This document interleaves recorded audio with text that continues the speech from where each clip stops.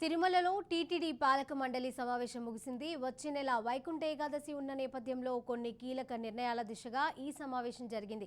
TTD chairman Karunakar Reddy, board సభ్యులు EO Dharmareddy, మిగిలిన అధికారులు అందరూ కూడా సమావేశానికి హాజరయ్యారు.